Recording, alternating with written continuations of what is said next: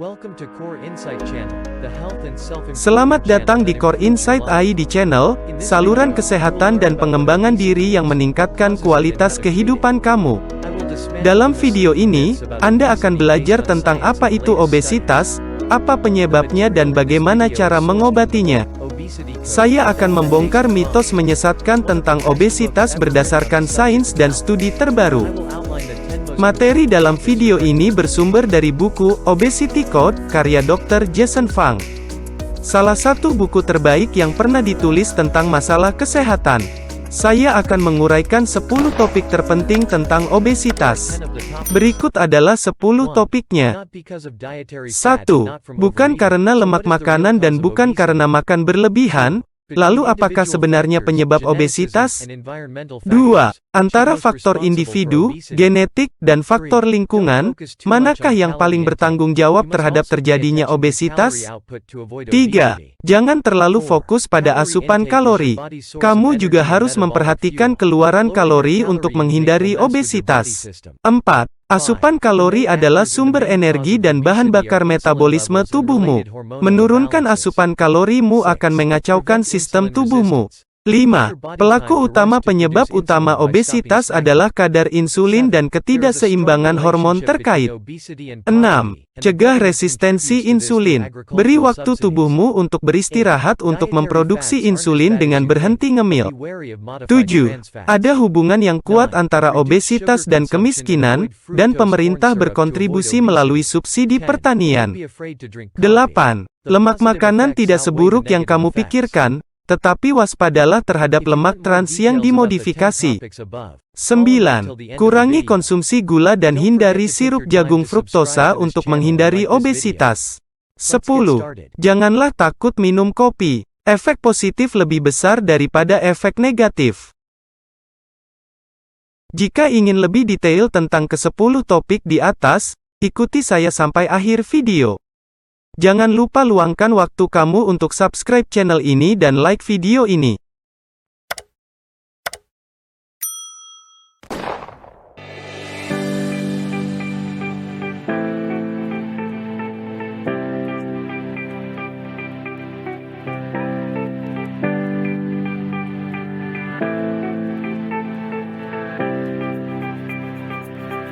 Core Insight 1.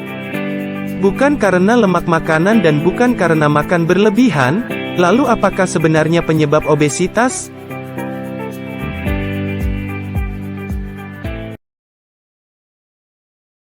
Sudah menjadi anggapan umum di masyarakat ini bahwa asupan kalori dalam tubuh kita adalah penyebab obesitas, padahal hal itu tidak benar. Pendapat ini sudah terbentuk dan tertanam dalam benak kita sejak kecil, sehingga sulit bagi kita untuk menyanggahnya, meskipun sanggahan tersebut berasal dari para ahli. Kesalahpahaman ini adalah salah satu dari lusinan cerita tentang penyebab obesitas, dan telah mengakar di benak kebanyakan orang sejak lama. Itu terjadi karena pemahaman mereka yang buruk tentang sains. Memang pendapat bahwa kalori menyebabkan obesitas tampak logis bagi kebanyakan orang. Tetapi pendapat yang masuk akal ini tidak dapat mendeteksi apa yang sebenarnya menyebabkan obesitas. Bukannya mampu mencapai berat badan ideal, mereka terjebak dalam siklus diet yo-yo. Karena alasan inilah video ini hadir untuk kamu. Saya akan membongkar kesalahpahaman mendasar ini tentang apa yang sebenarnya menyebabkan obesitas.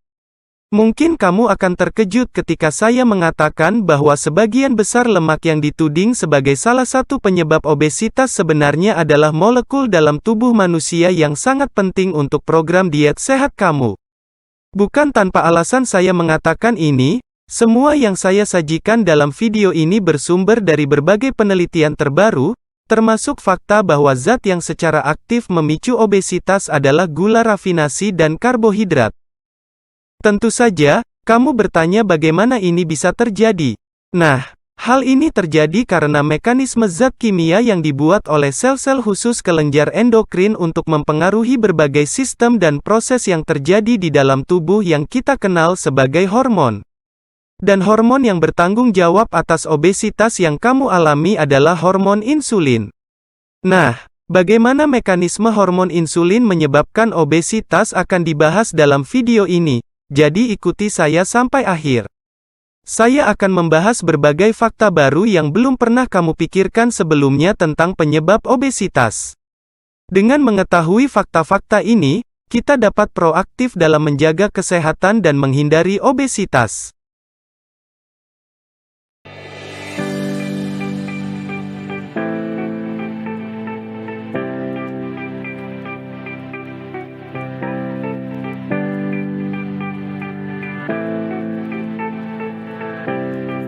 Core Insight 2. Antara faktor individu, genetika, dan faktor lingkungan, manakah yang paling bertanggung jawab atas obesitas? Pada tahun 1986, New England Journal of Medicine merilis penelitian oleh Albert J. Stankart di Denmark. Penelitian ini mengungkapkan apakah ada hubungan antara berat badan anak angkat dengan orang tua angkatnya. Misalkan ada korelasi, seberapa kuat korelasinya? Penelitian ini berangkat dari perdebatan tak berujung di masyarakat kita tentang faktor apa yang membentuk obesitas, apakah faktor intrinsik ataukah faktor lingkungan. Itu adalah perdebatan yang tidak pernah berakhir. Perlu diketahui bahwa Denmark adalah salah satu negara dengan manajemen administrasi yang baik terkait adopsi. Keakuratan data diperlukan untuk menghasilkan kesimpulan yang akurat. Itulah mengapa Albert J. Stankart memilih Denmark sebagai tempat penelitian ini. Lalu apa kesimpulan dari penelitian ini? Tidak terduga, ternyata lingkungan sosial bukanlah penyebab utama obesitas. Dengan kata lain, tidak ada korelasi antara berat badan anak dan bagaimana cara orang tua angkat mereka membesarkan mereka. Hal itu menunjukkan bahwa cara orang tua angkat membesarkan anak angkat mereka hampir tidak berpengaruh terhadap apakah tubuh anak angkat mereka gemuk atau tidak. Hasil penelitian ini mengejutkan semua orang saat itu. Asumsi dasar pada saat itu adalah bahwa faktor lingkungan adalah penyebab obesitas pada kebanyakan orang. Jadi jika anak angkat hidup dalam keluarga yang berorientasi pada junk food dan genetik anak tidak bermasalah, maka peluang anak untuk menjadi gemuk sangat kecil. Dengan kata lain, pendapat yang menyatakan bahwa obesitas terbentuk karena kebiasaan mengonsumsi junk food telah terbantahkan. Adalah faktor genetik yang menentukan apakah seseorang gemuk atau tidak. Untuk memperkuat kesimpulannya, Stankart menguji hipotesis barunya. Ia membandingkan bentuk tubuh anak angkat dengan bentuk tubuh orang tua kandungnya menggunakan data catatan adopsi yang akurat. Ternyata ia menemukan korelasi positif yang kuat antara bentuk tubuh anak angkat dengan bentuk tubuh orang tua kandungnya. Anak adopsi yang lahir dari orang tua yang gemuk memiliki kemungkinan yang sangat tinggi untuk mengalami obesitas secara alami. Sebaliknya, anak-anak yang lahir dari orang tua yang kurus memiliki kemungkinan yang sangat rendah untuk menjadi gemuk di keluarga asuh mereka. Pada tahun 1991, Stankart kembali memperkuat kesimpulan penelitiannya dengan meneliti seberapa besar pengaruh faktor genetik terhadap bentuk tubuh seseorang. Studi menyimpulkan bahwa faktor genetik menentukan sekitar 70% dari penyebab orang mengembangkan obesitas.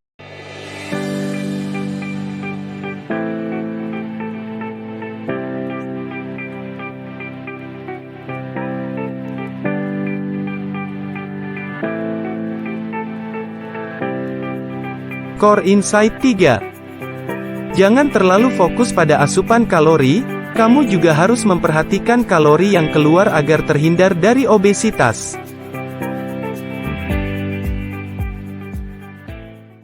Apakah kamu setuju jika saya mengatakan bahwa kamu harus mengurangi asupan kalori untuk menurunkan berat badan?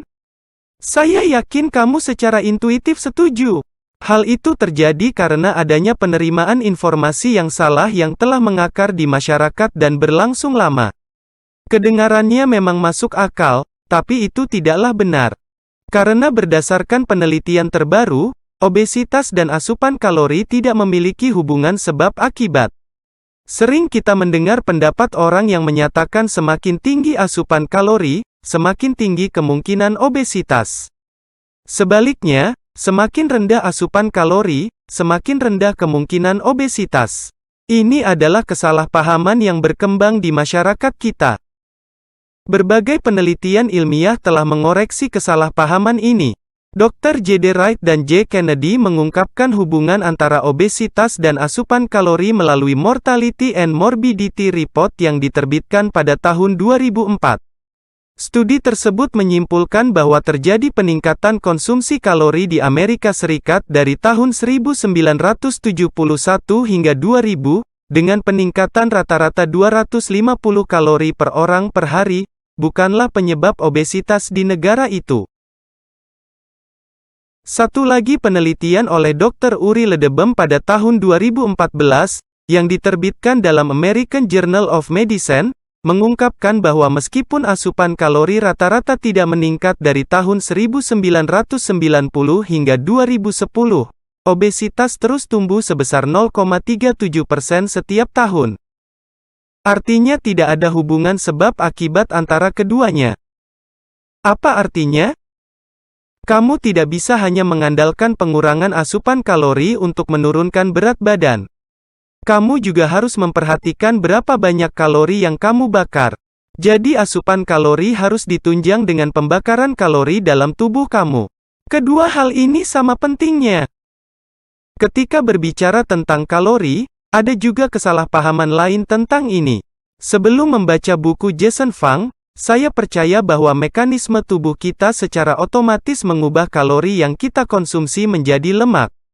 Namun, tidak sesederhana itu. Dan tidak ada penelitian yang mengkonfirmasi kepercayaan yang salah ini. Tubuh kita memang mengubah kalori menjadi lemak, tapi ini hanya salah satu dari banyak kontribusi kalori yang diberikan untuk tubuh kita. Bukan hanya lemak, kalori berkontribusi pada produksi panas, protein, tulang, jaringan otot, otak, dan kinerja jantung. Oleh karena itu, obesitas tidak disebabkan oleh konsumsi makanan yang berlebihan melainkan pengelolaan penggunaan energi yang tidak tepat. Seorang atlet tentunya membutuhkan kalori yang diubah menjadi energi untuk meningkatkan massa tulang dan otot. Seorang siswa membutuhkan kalori untuk meningkatkan kinerja otaknya untuk berkonsentrasi. Dan orang lain di luar sana mengkonsumsi kalori untuk diubah menjadi lemak. Sayangnya, masyarakat kita cenderung fokus pada isu terakhir penggunaan kalori, yaitu gemuk. Pemahaman yang salah ini dapat menimbulkan risiko bagi kesehatan tubuh. Alih-alih menurunkan berat badan dengan menurunkan asupan kalori, kamu malah memperburuk keadaan tubuhmu. Asupan kalori dan pengeluaran energi harus seimbang. Kurangnya asupan energi menyebabkan masalah. Dan sebaliknya, asupan kalori berlebih juga bisa bermasalah jika tidak dibarengi dengan pembakaran kalori. Beberapa masalah dari kekurangan kalori antara lain berat badan kurang, malnutrisi, kerapuhan tulang, gangguan kesuburan, penurunan imunitas, tubuh cepat lelah, dan sebagainya. Sebaliknya, asupan kalori yang berlebih dan tidak seimbang dengan pengeluaran energi akan menyebabkan obesitas, stroke, penyakit jantung, tekanan darah tinggi, dan sebagainya. Asupan kalori dan pengeluaran energi pada prinsipnya berbanding lurus. Idealnya, semakin banyak kalori yang kamu makan, semakin banyak energi yang kamu keluarkan, dan semakin sedikit kalori yang kamu konsumsi, semakin sedikit energi yang kamu keluarkan. Bayangkan jika kamu terbiasa makan 3 kali sehari dengan porsi makanan tertentu. Dari pola makan ini, terbentuklah energi yang kamu gunakan untuk mendukung seluruh rutinitas aktivitas harianmu semua berjalan normal. Lalu tiba-tiba, kamu hanya makan 2 kali sehari, dan porsimu berkurang drastis sembari tetap melakukan rutinitas aktivitas seperti biasa. Apa yang akan terjadi? Tentu saja, kamu akan merasa lemah, cepat lelah, dan kurang bergairah. Dengan secara drastis mengurangi porsi makanan yang kamu makan, tubuhmu, melalui mekanisme tertentu, akan mengurangi pengeluaran energi secara keseluruhan. Sekarang mari kita masuk ke masalah penurunan berat badan terkait dengan asupan kalori. Saya akan merujuk pada penelitian yang dilakukan pada tahun 1919 di Carnegie Institute di Washington, D.C. Para peneliti ingin mengetahui efek apa yang akan dirasakan tubuh peserta jika mereka mengurangi asupan kalori dalam makanan mereka. Peserta menjalani diet yang lebih ketat dari biasanya dengan mengurangi asupan kalori sebesar 30% sehingga asupan kalori harian mereka antara 1.400 hingga 2.100 kalori. Ternyata pengurangan asupan kalori dalam diet baru mereka tidak menghasilkan penurunan berat badan yang signifikan. Yang justru menurun adalah pengeluaran energi sebesar 30%, turun dari 3.000 menjadi 1.960 kalori per hari. Berdasarkan persentase, penurunan ini sebanding dengan pengurangan asupan kalori mereka. Dari penelitian ini juga dapat disimpulkan bahwa mengurangi asupan kalori berarti menurunkan laju metabolisme tubuh, yang berdampak pada berkurangnya energi yang dikeluarkan oleh tubuh. Mekanisme ini beresiko munculnya efek buruk pada fungsi tubuh lainnya. Sistem tubuh tidak bekerja sebagaimana mestinya. Ini dibuktikan oleh Angel Keys, seorang dokter yang tinggal di Minnesota. Pada tahun 1945, ia melakukan penelitian yang diilhami oleh masalah kelaparan akut yang terjadi pada tahun-tahun pasca perang, yang pada saat itu menarik perhatian pemerintah dan ilmuwan. Keys ingin tahu apakah pengurangan asupan kalori secara drastis akan membuat peserta penelitiannya menurunkan berat badan. Asumsi awal Keys adalah ya, mengurangi asupan kalori menghasilkan penurunan berat badan. Ternyata hasil penelitiannya menunjukkan hal yang berbeda dari asumsi awal. Alih-alih menurunkan berat badan, para peserta mengalami keluhan terus-menerus seperti kedinginan, detak jantung melambat, sulit berkonsentrasi, dan mudah lesu. Pengurangan kalori secara drastis menyebabkan keluhan ini. Seperti yang saya sebutkan sebelumnya, mengurangi kalori memotong tingkat metabolisme, dan kemudian ketika tubuh kekurangan kalori, fungsi tubuh lainnya akan kacau. Tingkat metabolisme berhubungan dengan pengaturan panas, detak jantung, dan kinerja otak. Jadi jika ini tidak normal, maka akan timbul keluhan. Kesimpulannya, mengurangi asupan kalori bukanlah solusi tepat untuk menurunkan berat badan. Tersangka utama dalam masalah obesitas bukanlah asupan kalori. Asupan kalori tidak seburuk yang Anda pikirkan. Jadi, siapakah yang harus disalahkan terhadap obesitas? Anda akan mendapatkan jawabannya di menit berikutnya.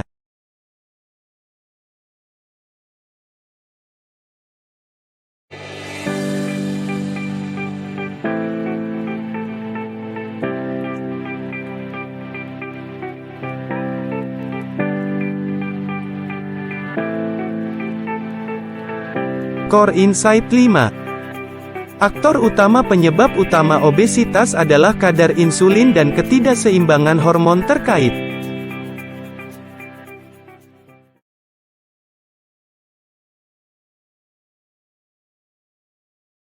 Apa yang kebanyakan orang katakan tentang cara paling efektif untuk menambah berat badan? Tentu, makan yang banyak. Tetapi ada cara yang lebih cepat, lebih mudah, dan lebih efektif jika kamu benar-benar ingin menambah berat badan. Suntikkan hormon insulin ke dalam tubuhmu. Itulah aktor penting penyebab utama obesitas, yaitu insulin dan ketidakseimbangan hormon terkait. Jika kamu ingin menjadi gemuk, maka tingkatkan kadar insulin dalam tubuhmu. Kamu tidak perlu secara sadar menyuntikkan hormon insulin ke dalam tubuhmu karena tubuh secara alami memproduksi hormon ini tanpa kamu sadari. Saya hanya ingin menunjukkan bahwa insulin adalah penyebab utama obesitas. Tidak mengada-ada, hal ini dibuktikan dengan penelitian yang dilakukan oleh Elsie Kong pada tahun 2013. Kong mengungkapkan bahwa sekitar 75% dari semua upaya penurunan berat badan dengan sangat jelas ditandai dengan penurunan kadar insulin dalam tubuh. Dalam penelitiannya, Kong memberi partisipan obat yang dapat meningkatkan dan menurunkan kadar insulin. Akibatnya terjadi peningkatan berat badan dari mereka yang diberikan obat yang dapat meningkatkan kadar insulin. Sebaliknya, penurunan berat badan dialami oleh mereka yang menggunakan obat yang dapat menurunkan kadar insulin. Hormon adalah zat kimia yang berfungsi untuk mengirim pesan ke seluruh tubuh.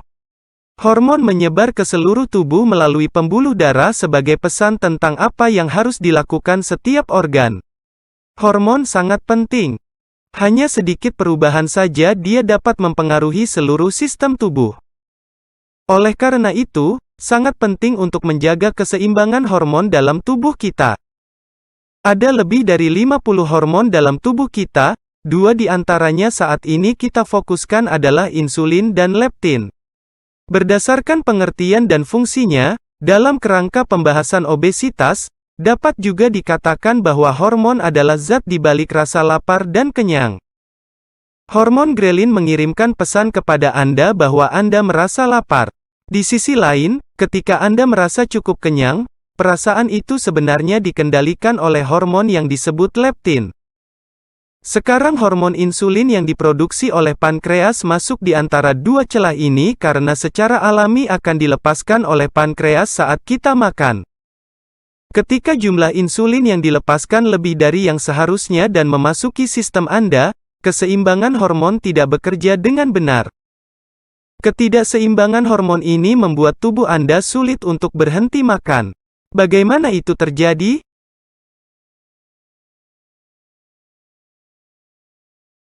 Pertanyaan ini telah dijawab oleh Robert Lustig, seorang ahli endokrinologi dan obesitas yang berbasis di California. Ia berpendapat bahwa insulin membuat fungsi leptin tidak berjalan normal. Berikut penjelasannya menurut Lustig. Seperti yang kita ketahui, insulin dilepaskan oleh pankreas saat kamu makan, yang berarti kadar insulin dalam tubuhmu meningkat. Sementara itu, hormon leptinmu bekerja saat kamu memutuskan untuk berhenti makan. Tingkat hormon leptin meningkat setelah kamu makan dan mengirim pesan ke otak bahwa kamu sudah kenyang. Hal yang sama berlaku ketika kamu sedang menjalani program penurunan berat badan. Biasanya, ketika berat badanmu bertambah dan lemak tubuhmu bertambah, kadar leptin dalam tubuhmu segera menekan nafsu makan dengan memberi sinyal ke otak bahwa kamu belum waktunya makan.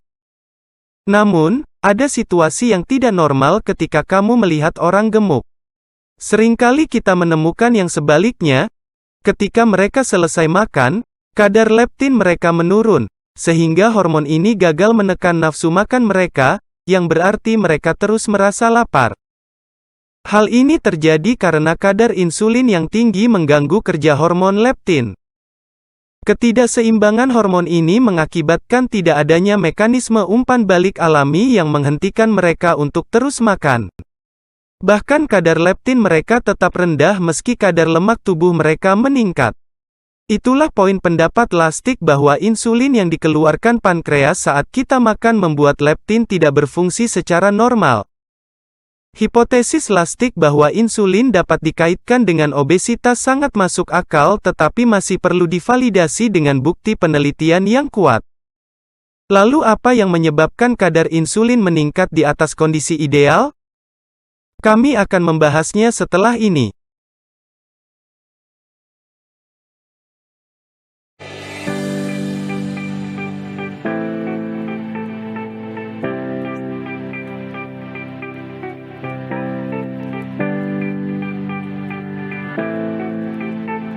Core Insight 6. Mencegah resistensi insulin. Berikan waktu istirahat bagi tubuh Anda untuk memproduksi insulin dengan berhenti ngemil.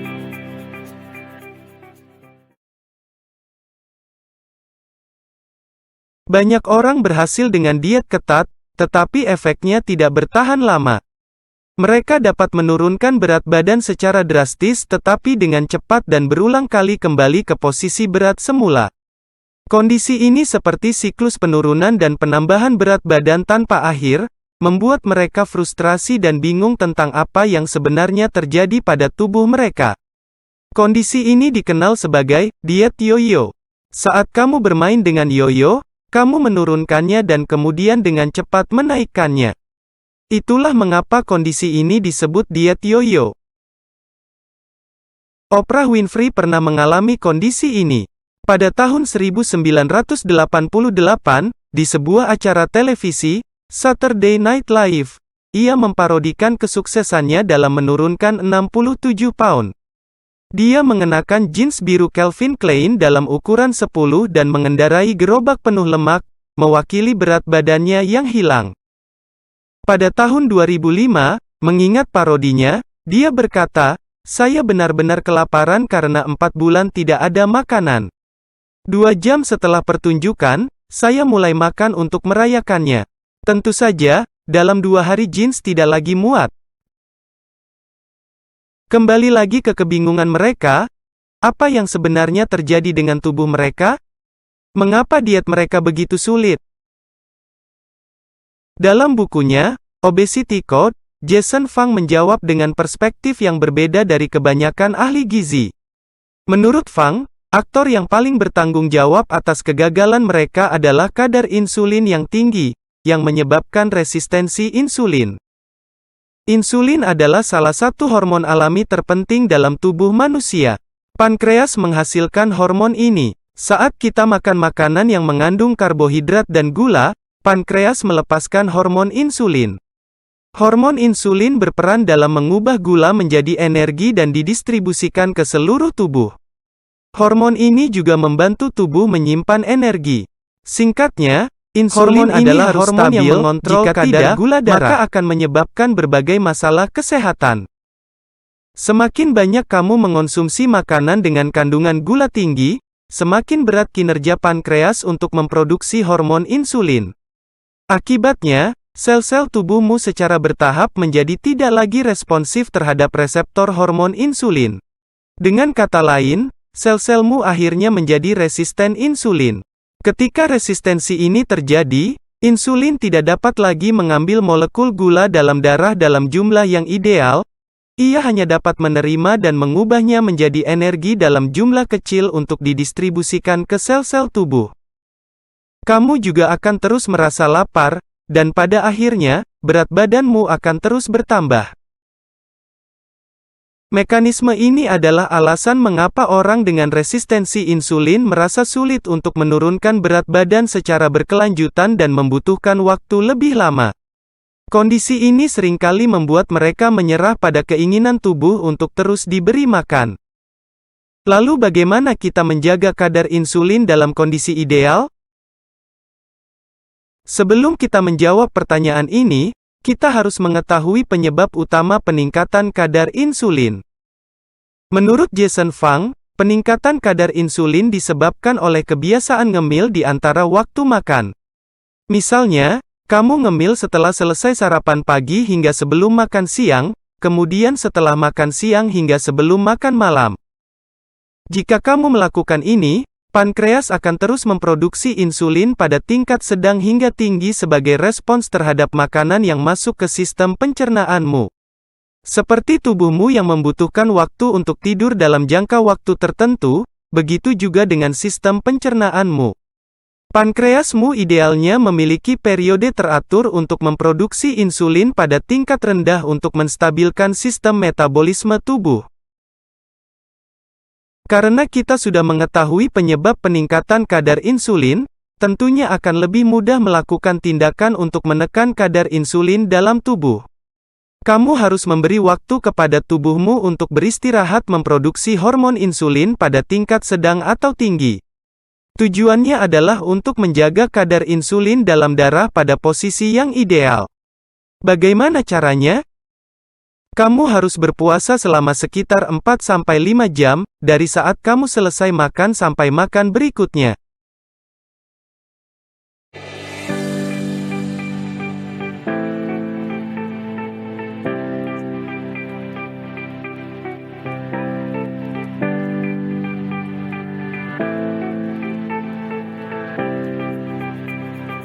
Core Insight 7. Ada hubungan yang kuat antara obesitas dan kemiskinan, dan pemerintah berkontribusi melalui subsidi pertanian. Di masa lalu, orang gemuk dianggap kaya, sedangkan orang kurus dikaitkan dengan kemiskinan. Pandangan ini cukup logis karena orang yang menderita gizi buruk pasti berasal dari kelas termiskin. Namun seiring berjalannya waktu, pandangan ini telah mengubah tempat dalam kehidupan sosial di era modern ini. Tidak lagi dipandang sebagai orang yang kekurangan gizi, bentuk tubuh yang kurus atau langsing menjadi dambaan banyak orang. Di sisi lain, obesitas cenderung dilihat memiliki korelasi yang kuat dengan kemiskinan. Itu adalah fakta. Bagaimana ini bisa terjadi? Kita dapat mengambil fakta ini dari kehidupan orang Pima, penduduk asli Amerika yang sebagian besar tinggal di negara bagian Amerika Barat Daya seperti Arizona. Berdasarkan bukti sejarah, pada abad ke-19, orang Pima hidup sebagai petani dan pemburu yang kuat dan dapat diandalkan. Namun, pola hidup mereka secara bertahap mulai berubah sejak penjajah menetap di tanah mereka dan mengganggu ekosistem dan cara hidup mereka. Mereka dipaksa untuk beradaptasi dengan kehidupan baru mereka. Nilai budaya dan kebiasaan hidup mereka telah diubah, termasuk pola makan mereka. Mereka tiba-tiba mengonsumsi gula putih dan karbohidrat olahan seperti gandum dan jagung sebagai makanan pokok mereka, padahal sebelumnya makanan tersebut hanya terdapat pada pasta dan sereal. Harga yang murah dan kemudahan dalam penyimpanan menjadi alasannya. Mereka semakin bergantung pada makanan ini. Perubahan pola makan mereka menyebabkan kondisi yang mengkhawatirkan, yaitu 50% dari semua orang dewasa menderita obesitas. Kondisi obesitas mereka tidak mengherankan, mengingat makanan pokok mereka adalah penyebab utama resistensi insulin. Di Amerika Serikat, terutama di negara bagian yang paling tidak makmur seperti Mississippi, orang-orang yang tinggal di komunitas dan kelompok yang terpinggirkan bergantung pada makanan murah seperti gula, jagung, dan gandum untuk bertahan hidup. Bahan makanan ini menjadi lebih murah dibandingkan dengan makanan alternatif yang lebih bergizi, seperti sayuran. Itu karena pemerintah AS mengalokasikan subsidi untuk produksi jagung sebesar 29% dan subsidi untuk menopang mata pencaharian petani gandum sebesar 12%.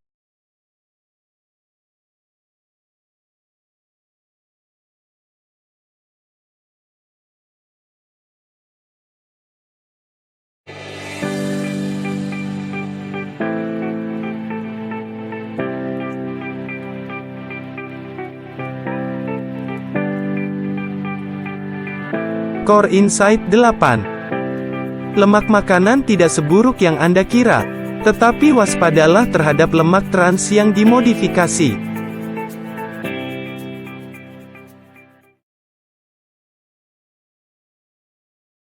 Pada paruh kedua abad ke-20, obesitas sebagai masalah kesehatan mendapat perhatian khusus. Menurut para ahli dan anggapan orang awam, terlalu banyak makanan yang mengandung lemak menjadi penyebab utama orang menjadi gemuk. Teori ini, yang tampaknya masuk akal, telah dibantah oleh berbagai penelitian.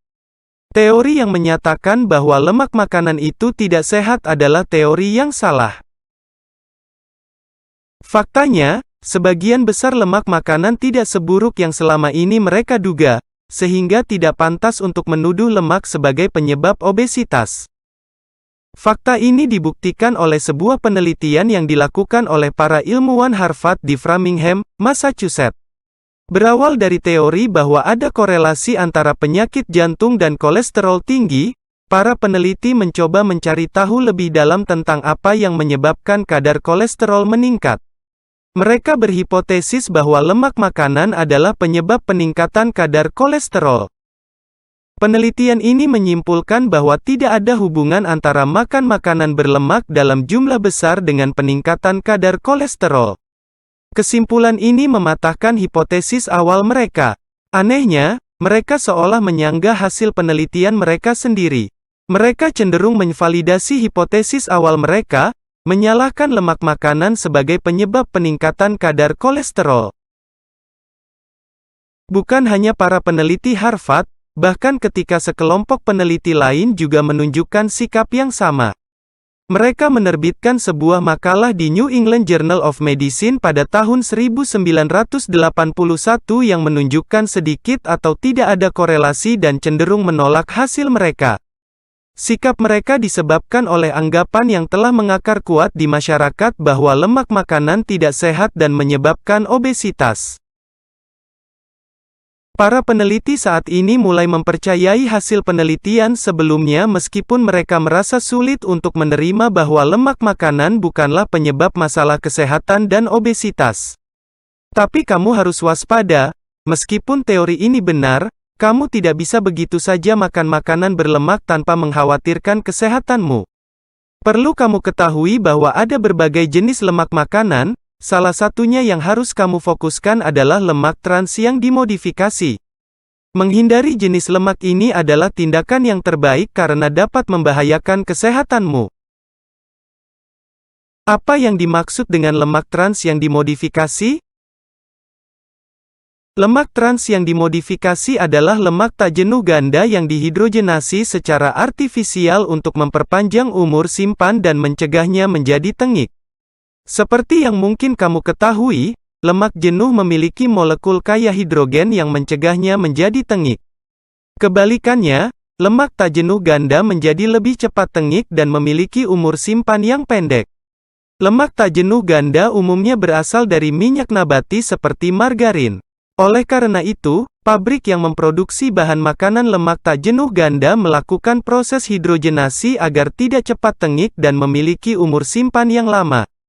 Ini disebut lemak trans yang dimodifikasi. Meski memiliki banyak manfaat, kita perlu waspada. Berbagai penelitian menunjukkan bahwa lemak trans yang dimodifikasi dapat meningkatkan kolesterol jahat dan menekan kolesterol baik.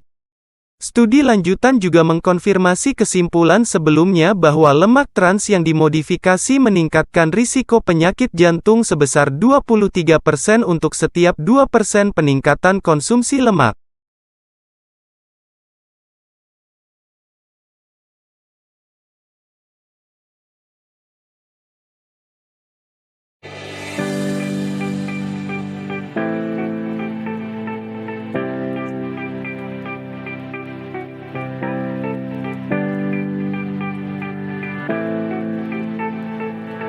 Core Insight 9. Kurangi konsumsi gula dan hindari sirup jagung fruktosa jika Anda ingin menghindari obesitas. Kita telah belajar banyak hal baru yang mengubah paradigma kita tentang apa yang sebenarnya menyebabkan obesitas. Selama ini banyak orang, termasuk kita, berpikir bahwa lemak makanan adalah biang keladi penyebab obesitas. Padahal tidak. Jadi apa yang harus kamu makan dan hindari? Semua yang saya katakan dari awal video ini hingga saat ini bermuara pada satu dugaan penyebab obesitas. Yaitu adalah gula. Rasanya yang manis membuat ketagihan, namun kamu perlu mewaspadai bahaya yang akan ditimbulkan bagi kesehatanmu. Maka bijaklah dalam mengonsumsinya, dan kurangi asupan gula agar tubuh terhindar dari risiko obesitas. Perlu kamu ketahui, betapa berbahayanya mengonsumsi gula berlebih, dan bagaimana hal itu bisa terjadi. Simak penjelasannya berikut ini. Semakin banyak asupan gula yang masuk ke dalam sistem pencernaan, maka semakin banyak pula kadar glukosa yang mengalir dalam darah. Akibatnya, tubuh merespon dengan memproduksi hormon insulin di pankreas. Insulin bertanggung jawab untuk mengambil glukosa dari darah dan kemudian mengirimkannya ke berbagai sel tubuh untuk diubah menjadi energi. Seperti yang dijelaskan sebelumnya, peningkatan kadar insulin dapat menyebabkan resistensi insulin, terutama di hatimu. Mengapa hati? Itu karena gula atau sukrosa mengandung sesuatu yang disebut fruktosa, sejenis gula yang hanya dapat diserap oleh hati.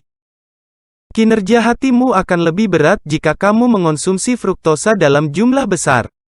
Hati akan mengubah kelebihan fruktosa menjadi lemak. Mekanisme ini pada akhirnya dapat meningkatkan risiko resistensi insulin dan mengganggu fungsi pencernaan yang sehat. Banyak produk makanan yang terasa manis di sekitar kita, dan kamu harus berhati-hati. Karena pada umumnya produk ini mengandung sirup jagung fruktosa yang dapat membahayakan tubuhmu, terutama hatimu. Sirup jagung fruktosa ini jauh lebih buruk daripada gula. Oleh karena itu, berhati-hatilah saat mengambil produk makanan dan minuman dari rak supermarket, dan perhatikan label informasi nutrisi apakah terdapat kandungan sirup jagung fruktosa yang tinggi. Jika ada, sebaiknya taruh kembali dan coba alihkan ke rak sayur dan buah.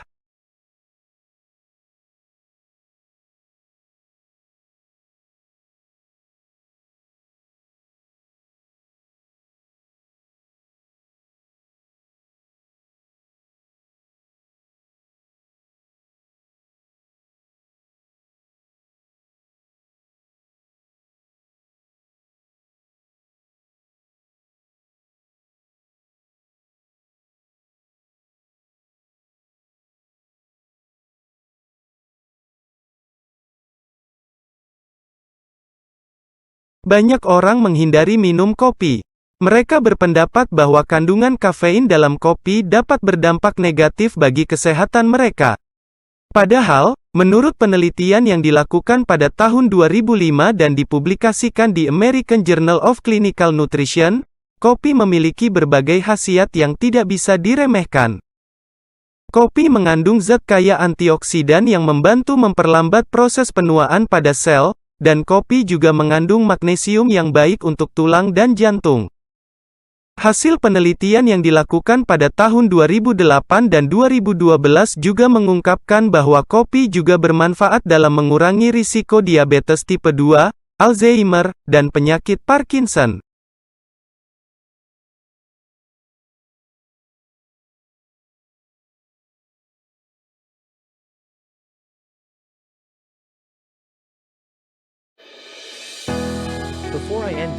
Sebelum saya mengakhiri video ini, saya menyimpulkan keseluruhan isi dari video ini sebagai berikut.